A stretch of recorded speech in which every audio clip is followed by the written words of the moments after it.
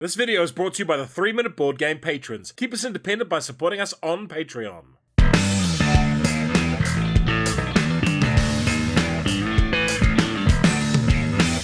Kia ora koutou, and welcome to Expeditions in about 3 minutes. Review copy used. It has a solo mode, it's a game for 1 to 5 players, playing time is medium, and it's a moderately complex game. A strange meteorite has crashed in Tunguska, Siberia, and it is causing all sorts of strange phenomenon to occur. You saddle up your mecha and get ready to explore the strange and frozen steppe. The game ends a full round after one player places their 4th victory star on this display. The winner is the player with the most victory points, which you get from stars, missions, money, upgrades, and corruption tokens. Card management. Expeditions is all about managing cards in clever ways. Set collection. Collecting sets allows you to place victory stars. Player turn. Each player starts with 2 character cards and a mech sheet with a unique power. The board starts with the green tiles revealed and the others face down, and 5 random cards in the gaps. There are 3 actions you can take each turn, and on the first turn you can do all 3 in any order. But normally, you must choose 2, and they can't be the same as last turn. Move makes you go 1 to 3 spaces on the board. If you move into an unrevealed spot, you stop, claim the map token, and flip the tile over. Then draw corruption tiles until their value is at least this amount. You may pass through other mechs but not stop, and when you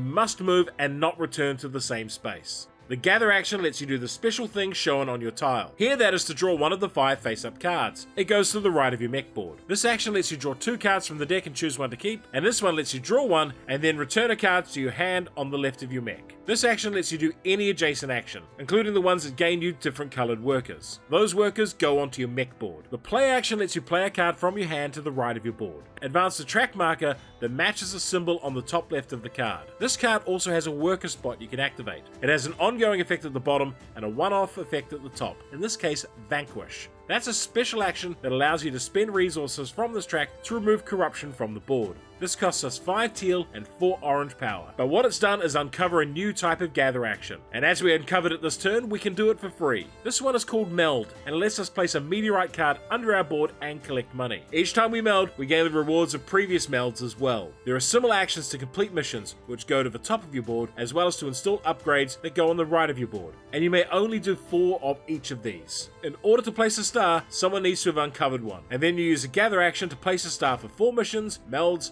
upgrades, the special 20 corruption tile, 7 corruption tiles, 8 cards, and 7 workers or 5 map markers. Finally, you can do a refresh action to move all of your play cards to your hand and your action cube back so you can do 3 actions next turn. Why would you like this game? Scythe was one of the first big breakout Kickstarter games, and Expeditions self-identifying as a sequel was always going to be a hard ask. That said, Expeditions is its own thing, and that's a fun mid-weight engine building and card manipulation game where you're trying to chain effects that work well together. The game is a race, and it's a race to get those engines humming so you can stash 4 meteorites and 4 upgrades, place down those stars and score your points. And it absolutely punishes you for dithering around with no direction. As always from Stonemaier games, it looks wonderful and commands presence on the table. This version also has metal minis, but there's a plastic version too. All up, a solid middle complexity game with a few moving parts suitable to most hobby gamers. The best thing about this game is the card play. I love multi-use cards and chaining combos. However, the game has a curious approach to player count scaling, which is there isn't any, so a 2-player game feels sparse and open while a 5-player game is jammed. There's also limited player interaction short of blocking spaces, and you can't do that forever. And while this game does feel pretty good to play, I'm not sure it's the kind of game I'll return to over and over again. For another game about roaming the map looking for resources, try Storm Raiders. And for the original Scythe, check out our review here. Expedition. It's Battletech for pacifists. And if you enjoyed this video, hit the notification button, like, share, and subscribe to the channel.